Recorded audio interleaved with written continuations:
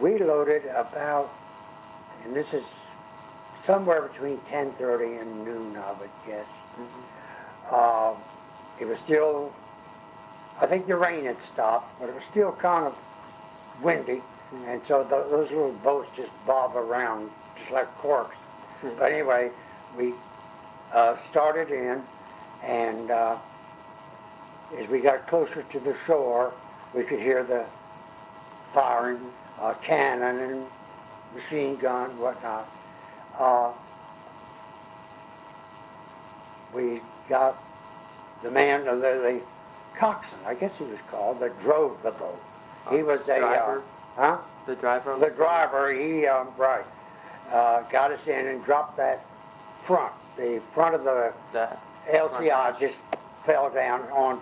Hopefully, it was on sand.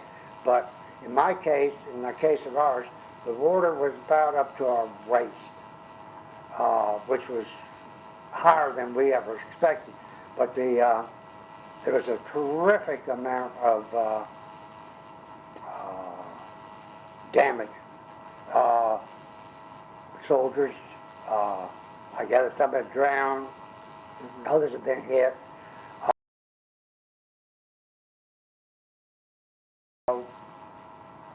We got up on the beach. The heaviest of the infantry fighting, in my particular section, was over. But there was the German artillery was coming in, not heavy, but it was there. You knew it, and you could hear machine guns and rifle fire.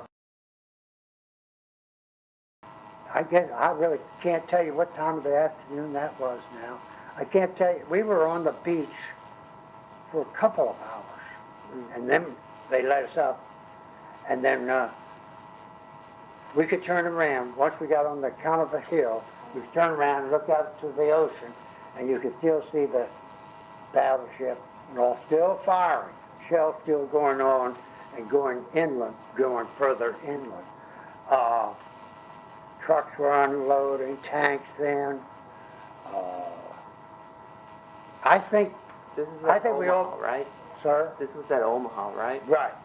I think by that time I don't think any of us were worried about being pushed off.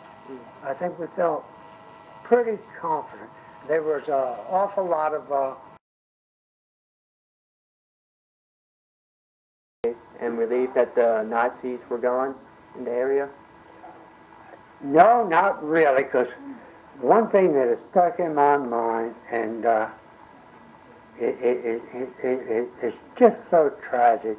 Up from the beach, inland, I can't tell you, not much, maybe a mile at the most. We went by this French house. It had been a very nice, I remember, two-story house. And there was a man outside sitting there in the dirt crying. And somebody must have talked to him. I just don't remember. Anyway, our American artillery had killed his wife and two daughters. Wow.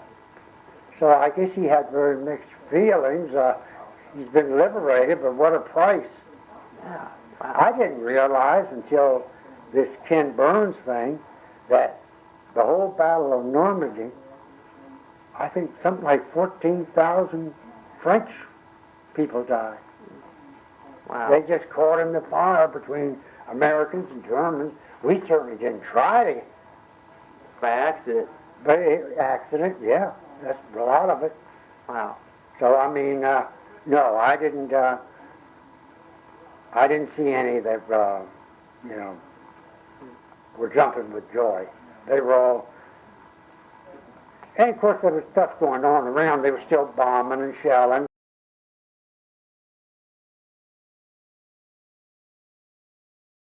By that night, I don't think anybody had any doubt that we were there to stay. I really don't.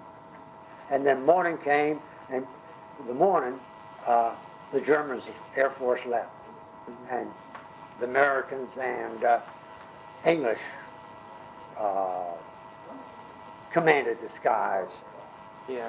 If you heard an airplane, It was American. it was American. You didn't have to look up and worry. No, no.